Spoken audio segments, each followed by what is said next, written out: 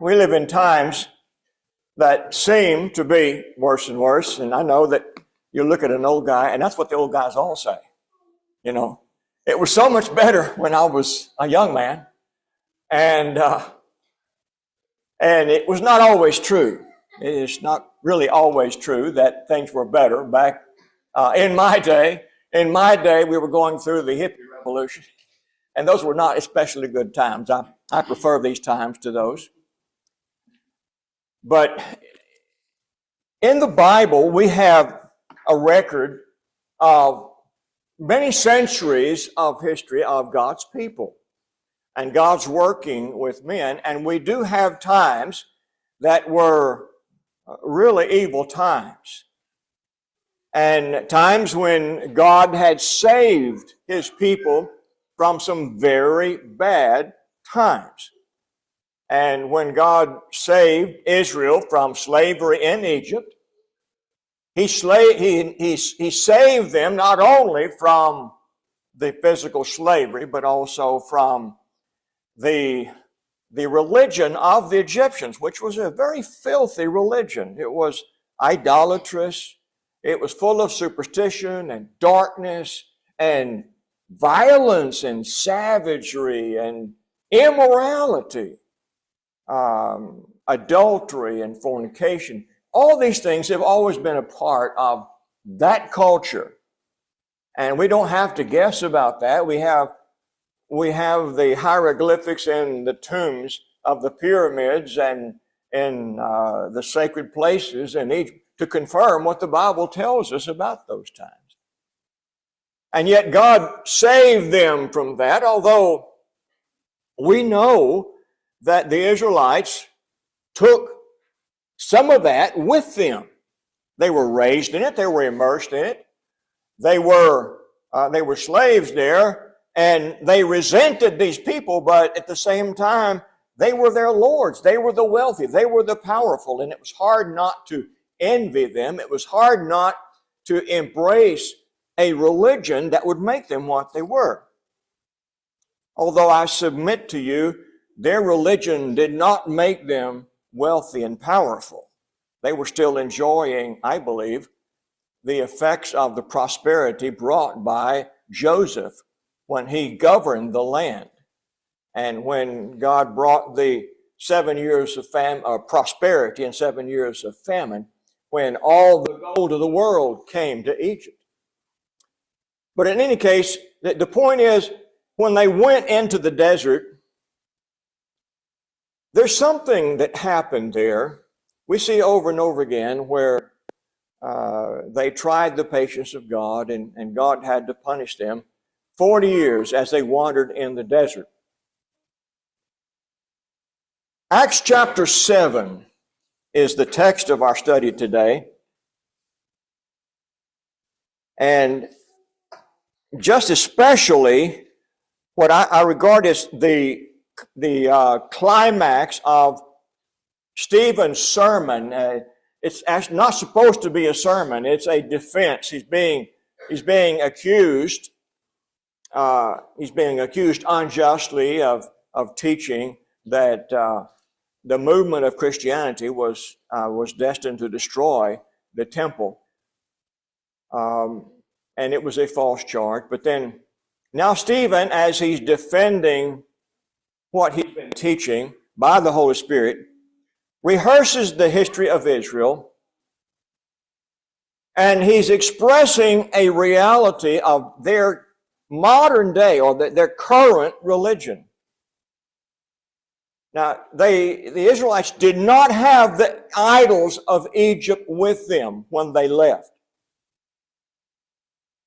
And yet we read here in Acts 7 and verse 42, Stephen says, "But God turned away and gave them over to worship the host of heaven, as it is written in the book of the prophets." This is from Amos 5. "Did you bring to me slain beasts and sacrifices during the 40 years in the wilderness, O house of Israel? You took up the tent of Moloch,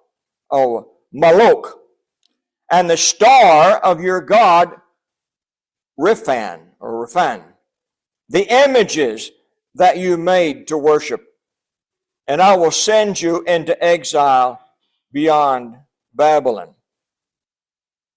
The way he writes that is that when they were wandering in the desert 40 years, they were carrying the tent of Moloch. No, they were carrying the tent of God, the Jehovah God. The tabernacle was a tent. They were carrying the tent of God. And yet here Amos says that during those 40 years they were carrying the tent of a false god. Moloch was the god of the Ammonites, but not just the Ammonites. We have in the ancient writings of other countries of that region today. In the north, in Syria and other places, the name Moloch was the god that they would burn their babies to.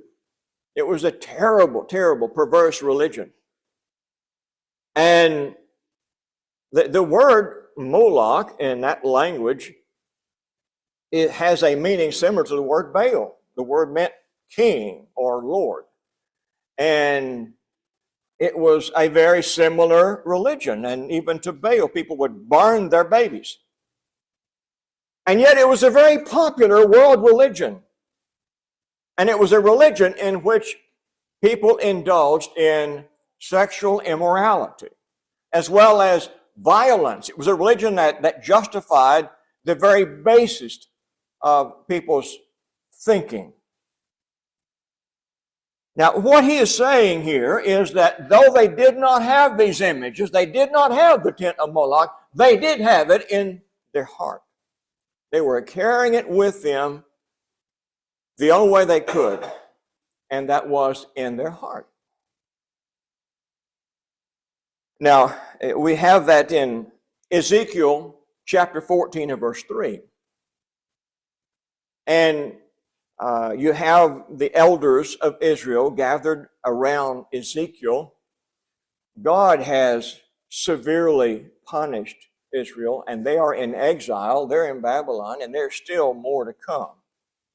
But finally, they are humble to the point they come seeking counsel of Jehovah God through the prophet Ezekiel. And Ezekiel, God tells Ezekiel to tell them. He says, Ezekiel, they've come to you this way, but they have their idols in their heart. Now, they're not worshiping these false gods in an overt way, but they are in their heart. In going back to Acts chapter 7, the point is made in verse 38, that God, when he liberated the Israelites from the slavery of Egypt, he brought them to Sinai and he gave them the living oracles. Okay? It's not just saying that these were the laws that were living, but he was saying that these were the laws that give life. These were the oracles of life.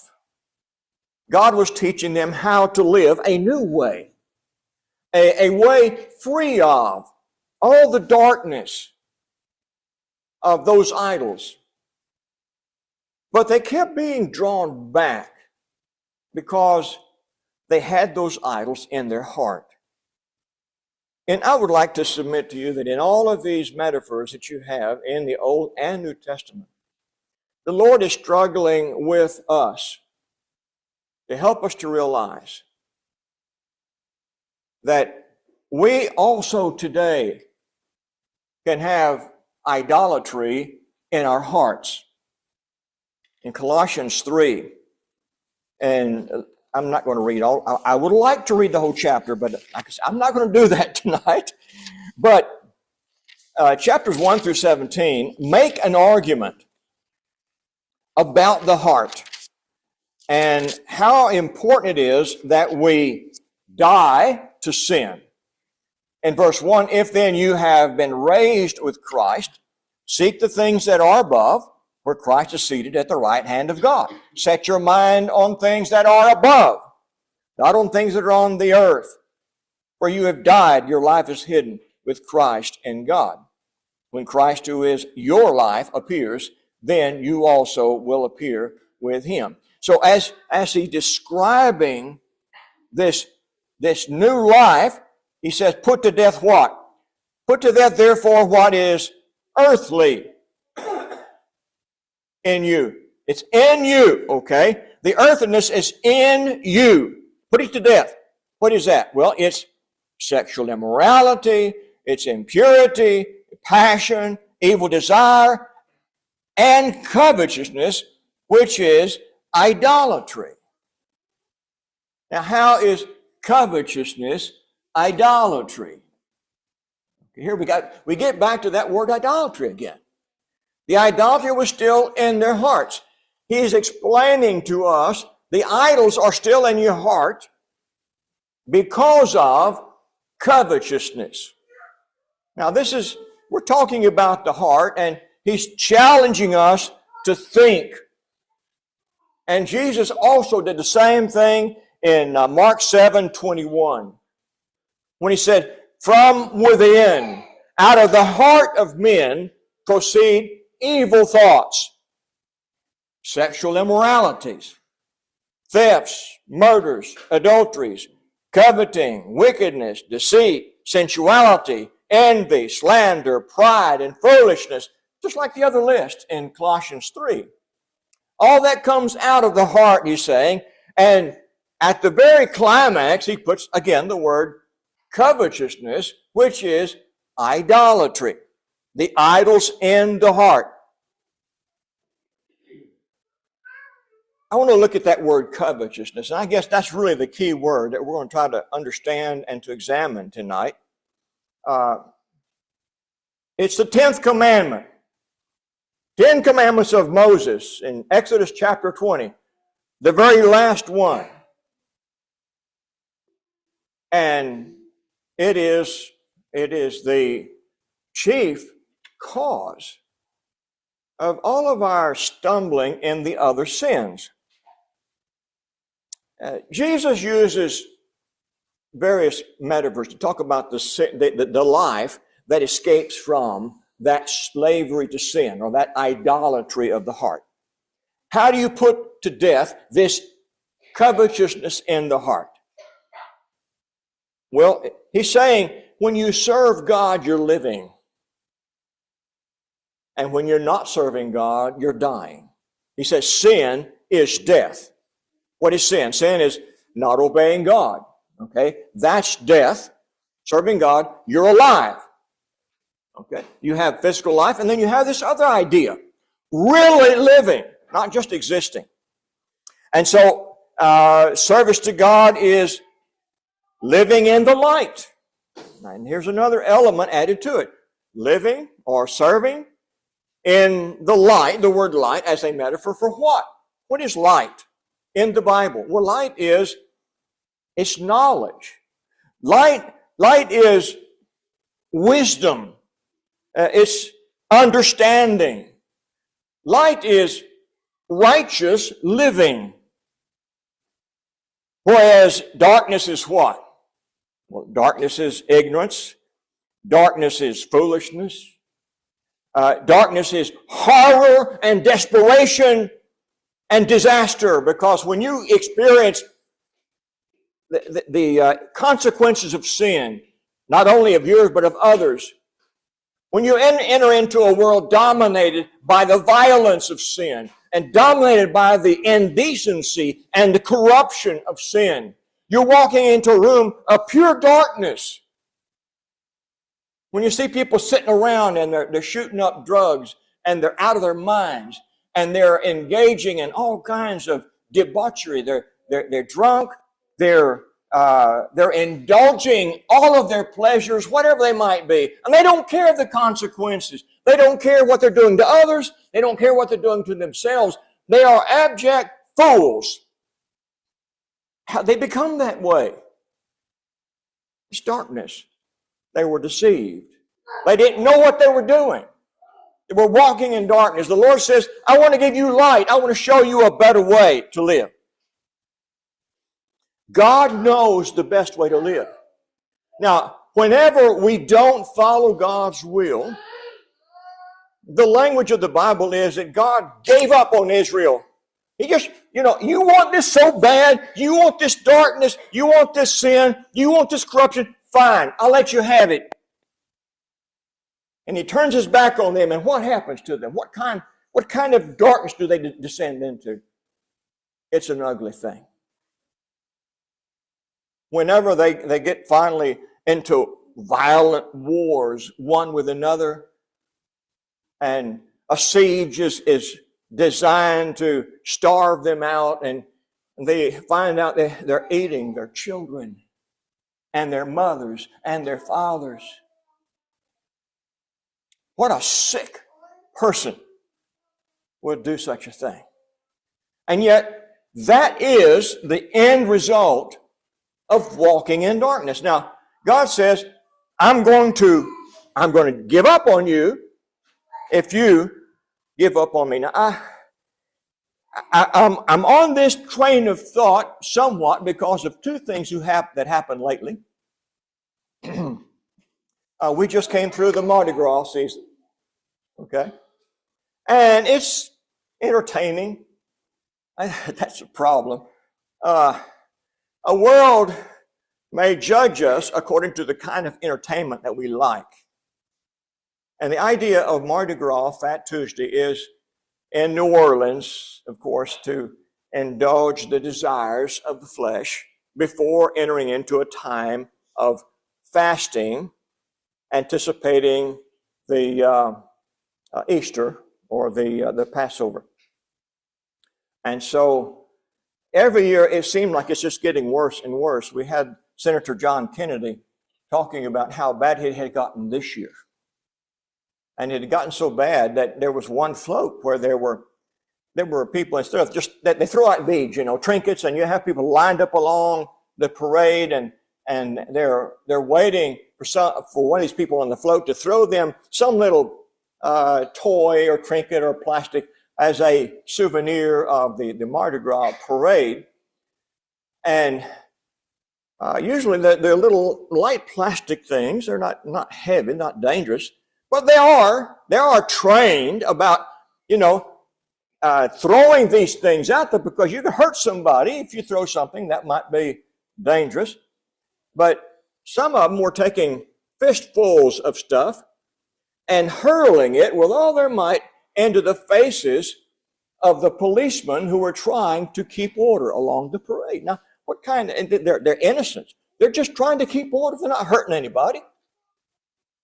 What kind of a mentality would cause someone to be so depraved and so violent and so hateful? Where does the hate come from? Well, it comes from these very principles that we're talking about. It comes from the heart, and it starts with covetousness. It's the wanting something that you cannot have or ought not to have.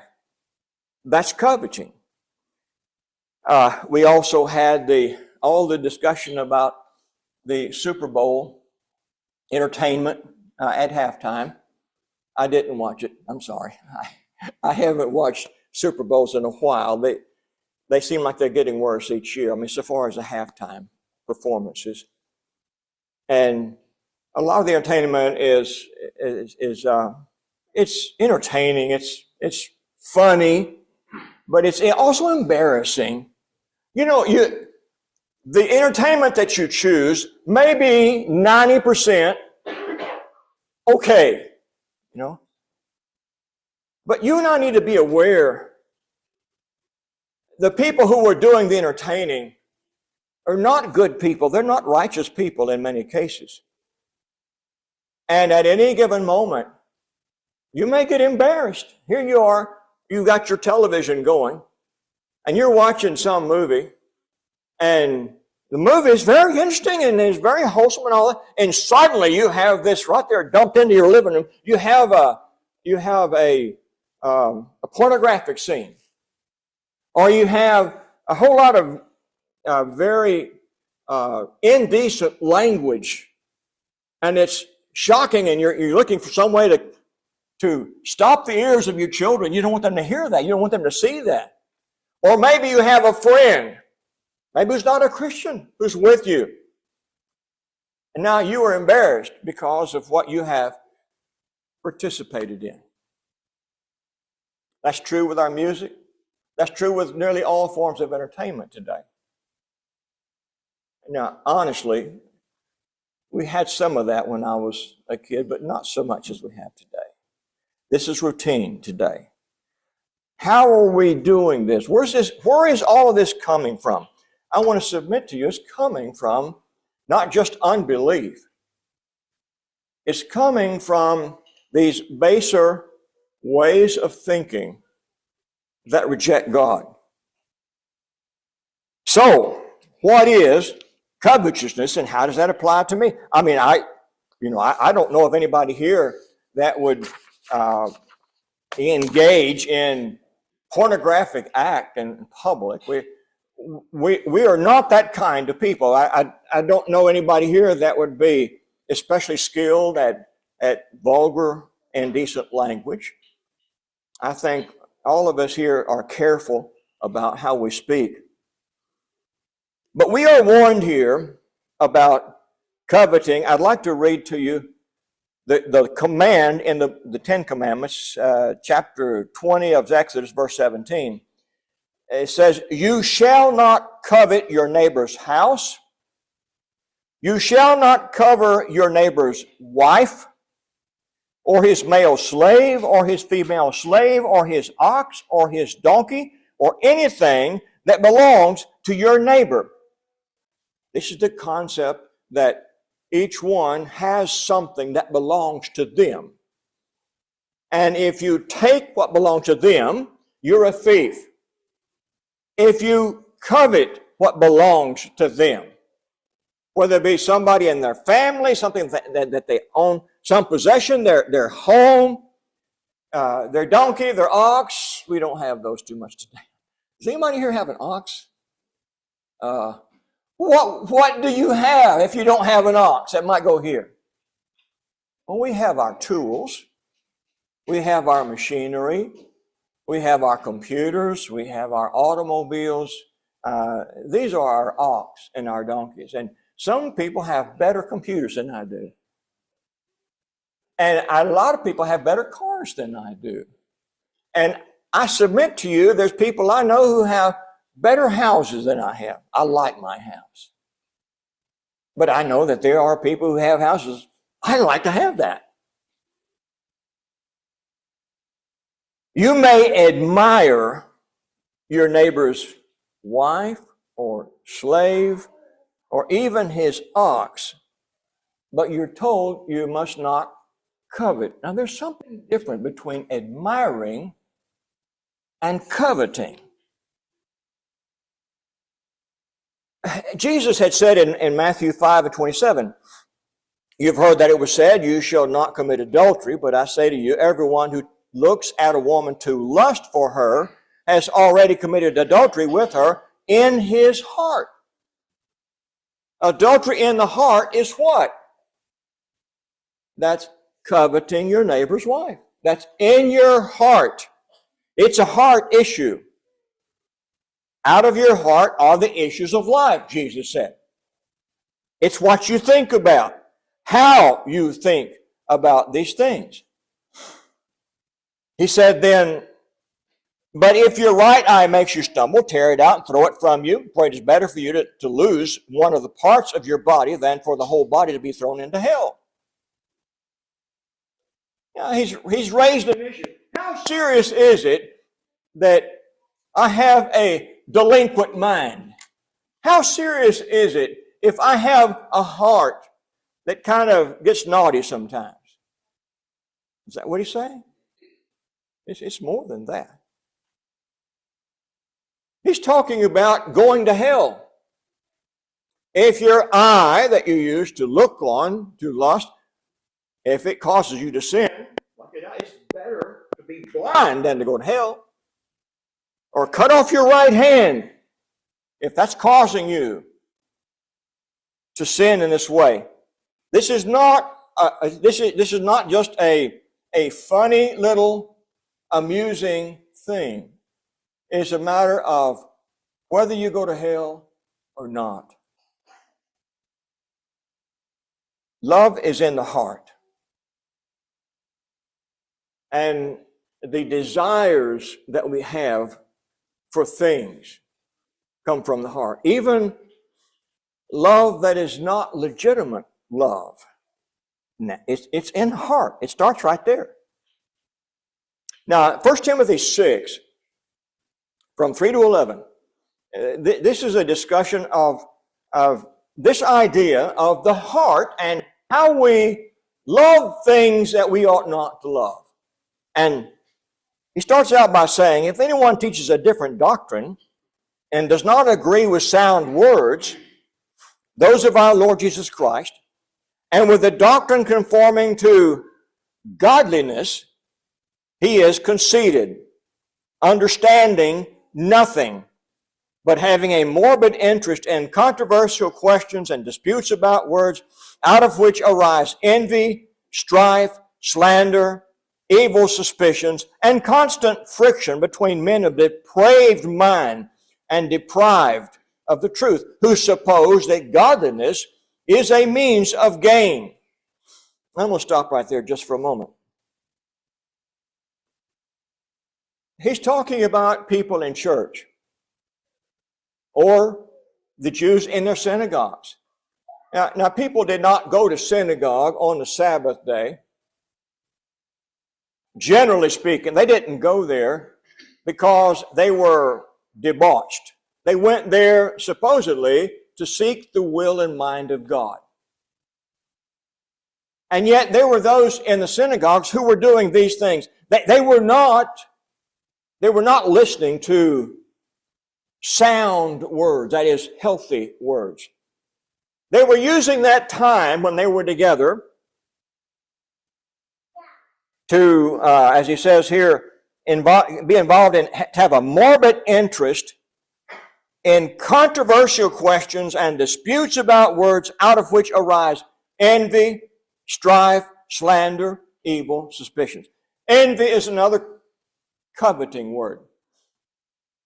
Envy is to covet something that someone else has. Then strife is what grows out of that envy, growing out of that coveting of the heart, desiring something that somebody else has that I don't have and I want it. There is, behind the door, there is a motivation for me to waste the healthy discussion that might be had and indulge in some kind of controversy to bring somebody down or to besmirch somebody else.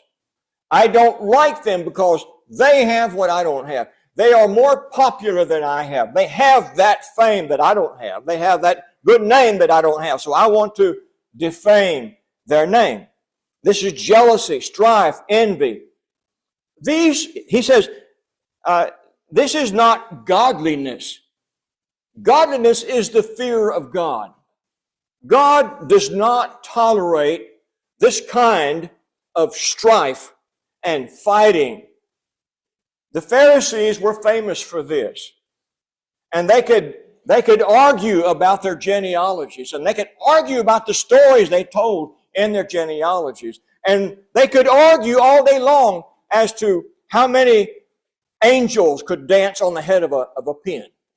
They could argue about the Sabbath and what is work and what's not work, and make up rules that were never written, and then stir up anger and stir up strife over the enforcement of those new rules. These, what Paul says, these are men of a depraved mind. Depraved of what? They're depraved of good motivations. The love of their fellow man, the love of their brother. They are unhappy and discontent because of their greed, their avarice, their covetousness, their envy, their jealousy. Now, here's how Paul deals with that. He says, they suppose that godliness is a means of gain. They're thinking that this is a great racket. Church is a great racket. I know people come to church with that very idea in mind, and they become a thorn of strife in a church. They see their brethren as a commodity that they can take advantage of and use for their own gain. They can make money out of it, or they can gain something of value to them. For that reason, he calls it men of a depraved mind, supposing that godliness is a means of gain. But then, on the other hand, he says, but godliness actually is a means of great gain when accompanied by contentment. Now, what is contentment? Here is covetousness. Is that contentment? No, it's not. You are not content with your wife. You want somebody else's wife. You are not content with your house. You're unhappy because somebody else has a house that you wish that you had. That's not being content. Brethren, this issue of learning to be content is fundamental to the gospel. Remember how the Sermon on the Mount begins. Tell me the first beatitude. Blessed are the poor. I know he says poor in spirit. In Luke, he just says the poor. And in various places, he talks about how that a fulfillment of the prophecies in Christ was that Christ preached the gospel to the poor. And you have the rich young ruler coming to Jesus and good master, what good thing can I do to inherit eternal life? And Jesus pointed him to the commandments. I've kept these things from my youth up. What lack I yet? And Jesus said, if you want to be complete, if you want to be mature, he says, sell all that you have. Give it to the poor. Come follow me. What did he say in effect? Give up your wealth. Give up all that you have and make yourself a poor man, just like any other poor man that you look down on. Make yourself a poor man. Come follow me. And he went away sorrowful because he was a man of many possessions. Jesus dwelt a great deal on the idea of not being a slave of your possessions. He made a great deal out of our attitudes toward the poor and being poor. Not despising poverty. There's no sin in poverty. Accepting that if I didn't have anything, I would be blessed. I would still be blessed. And I may have to do that. As a child of God, I may have to sacrifice all that I have. The Lord said, if you want to be my disciple, do what? Deny yourself. What does that mean? Deny all that you want. Deny all the possessions that you think you've got to have. Deny yourself. Take up your cross and follow me. Jesus said to this rich young ruler, you will have treasure in heaven. You'll be a rich man. In God's eyes, you'll have treasure in heaven. And that phrase is repeated many times in Jesus' language. And then again in the writings of the apostles. It was a key doctrine. He goes on to say here in 1 Timothy 6, for we have brought nothing into the world, so we cannot take anything out of it either. We brought nothing in, we cannot take anything out. I first began preaching in Frostproof, Florida, and it was a citrus empire all around us. Lat Maxey was the richest man in town. he had $80 million. And we talk about him, and there's always some old codger somewhere say, and he didn't take a dime of it with him, did he? That's the reality. You will not take anything with you. And if we have food and covering, with these we shall be content. Where is contentment? In the heart. Now, that's a command. He's not saying you will be content. If you lose everything, will you be happy about it? Will you be content? It's up to you. You might not be content. But if we have food and covering, we must be content. That's what he's saying. But those who want to get rich, he says they fall into a temptation and a snare and many foolish and harmful desires, which plunge men into ruin and destruction. For the love of money is the root of all sorts of evil. Now, let me push myself forward here just a little bit more. What did Jesus teach about the desire for possessions?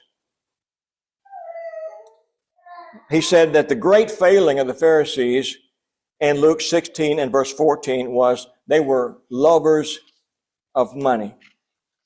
And Luke 12, someone in the crowd said to him, "Teacher, tell my brother to divide the family inheritance with me." What's wrong with that? You know, we have a family inheritance, and my brother is not allowing me to have my part. Now, the Lord bristled at that request. He was not happy to hear this. He said to him, "Man, who appointed me a judge and arbiter over you?" Strange thing, right? But then he said to him, "Watch out and be on your guard against every form of greed. For not even when one has an abundance does his life consist of his possessions." Even when you are rich, your life does not consist of what you have, your many possessions. And so he told him a parable. The land of a rich man was very productive, but he began reasoning to himself, "What shall I do since I have no place to store my crops?" He said, "This is what I will do. I will tear down my barns and build larger barns, and there I will store all my gain and my goods." And I will say, and he was to my soul, "Soul, you have many goods laid up for many years to come. Take your ease, eat, drink, and be merry." But God said to him, "You fool, this very night your soul is required of you. And now, who will own what you prepared?" Then Jesus says, "And so is the one who stores up treasure for himself and is not rich toward God." This touches our question of morality, brethren. This is not just about someone not being happy, because your unhappiness and what you don't have is connected in the Bible very clearly to what you are willing to do to get what you don't have.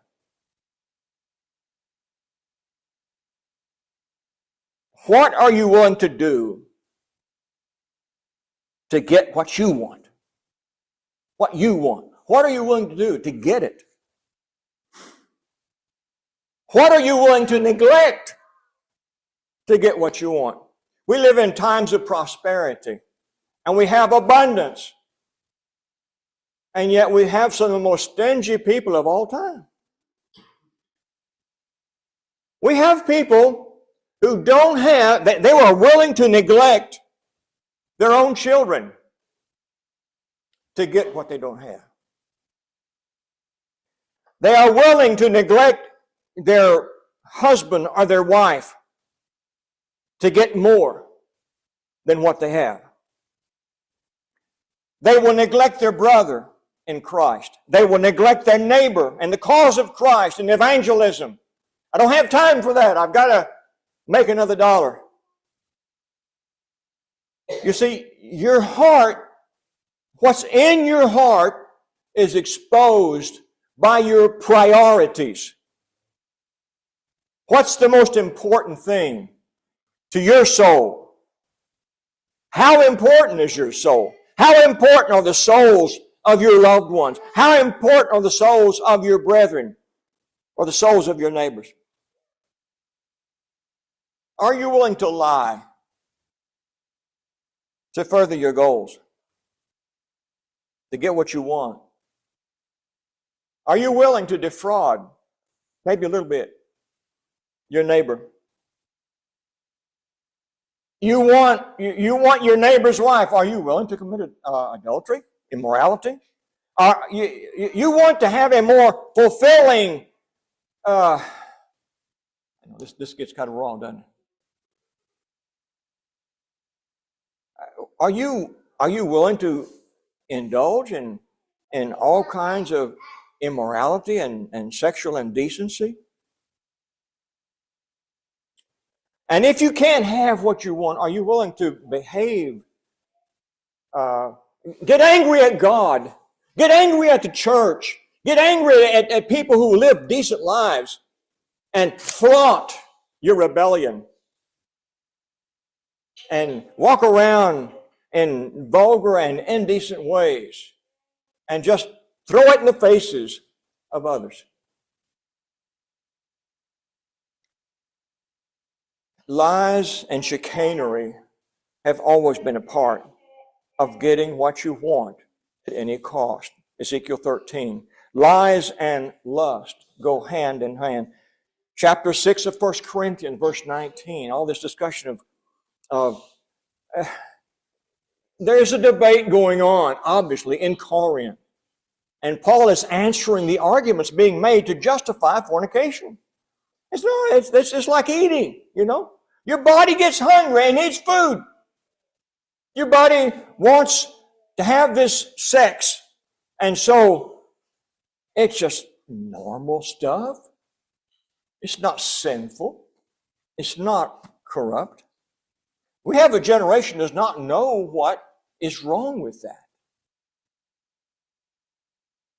And right next to that, right next to those who are involved in the immorality, are those who are involved in violence.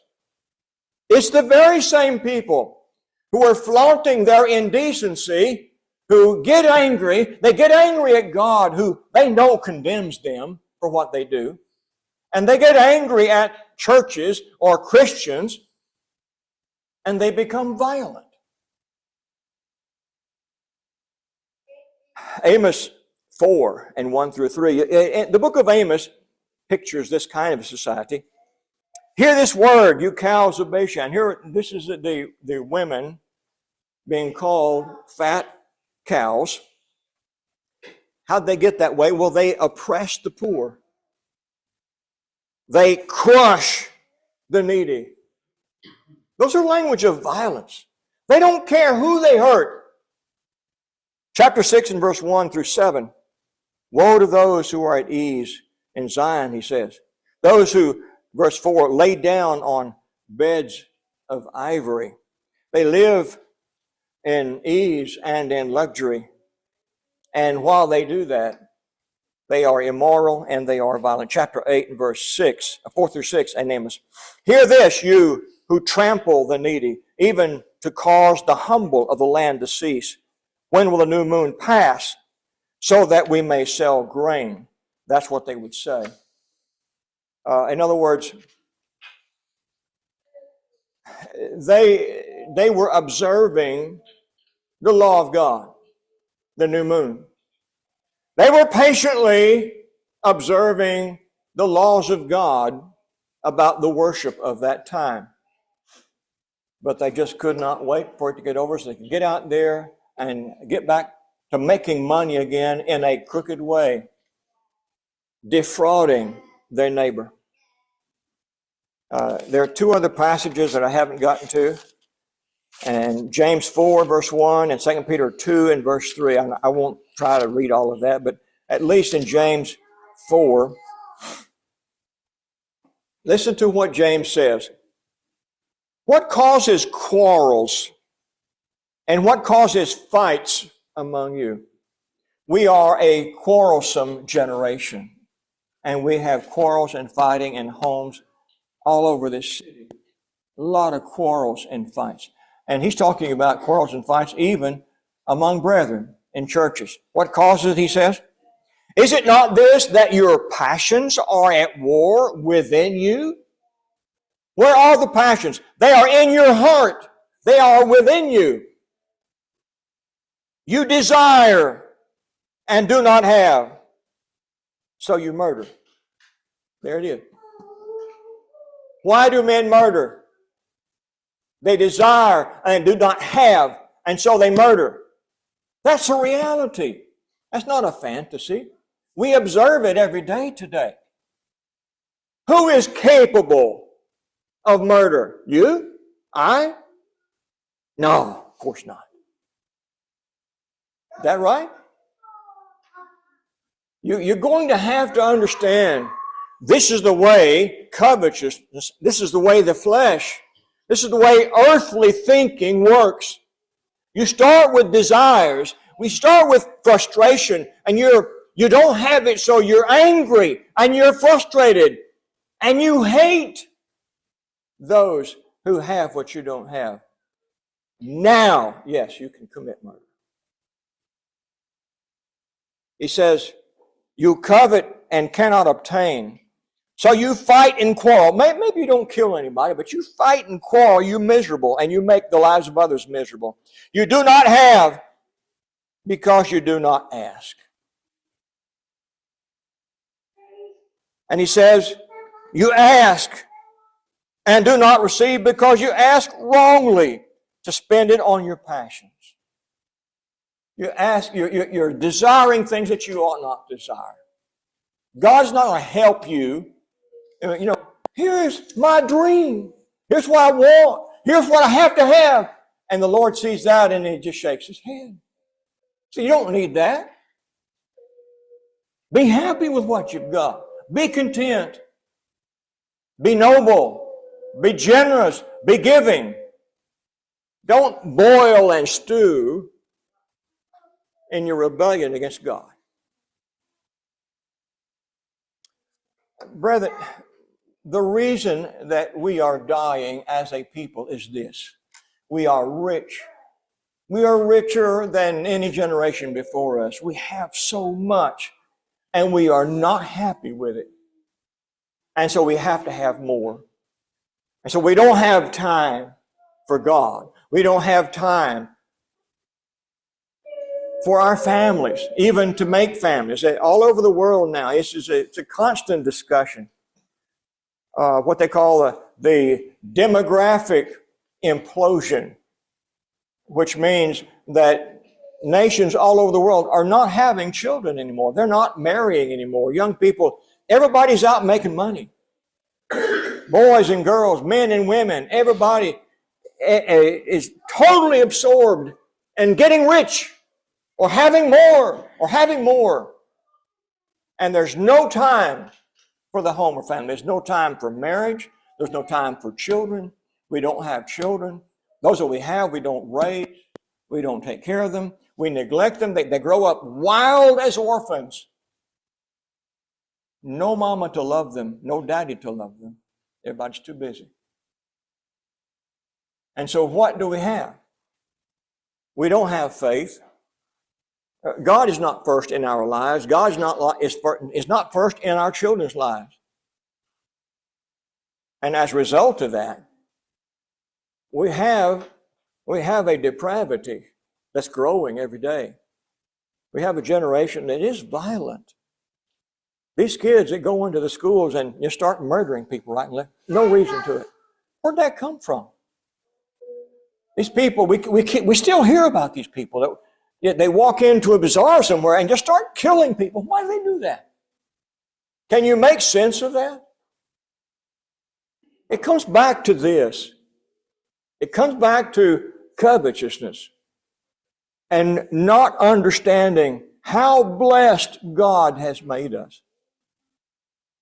Counting our blessing and then giving Him all of our heart. He says, put to death the passions of the flesh. Seek those things that are above, not those things that are there. Those things that you think that you have to have. These romantic ideas. The romance is fleshly. I've got to have my romantic ideals. If I can't have it, I will be miserable my whole life. What a foolish thing. Because everything is the flesh. We haven't learned a thing from our God. I'm going to let you read 2 Peter 2. Our time is up. Thank you so much for your attention. This is not an easy lesson to listen to. I know that. It's a hard thing to think about. It's not fun. It's not funny. But it addresses the thing that we need. We need the salvation of our God. God has a better life for us. But we've got to hear Him. We've got to listen to Him. Listen to Jesus. Israel would not do that when He walked on the earth for 3 years. They wouldn't listen because they didn't like what He had to say. But what He had to say was transformative. And that's really the lesson of the book of Acts. The transformative power of the message from heaven. Listen to that. It'll give you a wonderful life. It'll make you strong, real strength. It'll give you that strength that will endure anything. And your integrity will be intact. You will win the battle of this life and spend eternity in heaven with your God who created you. If you're not a Christian, now's the time. We encourage you with a song. Would you not come as we stand and sing?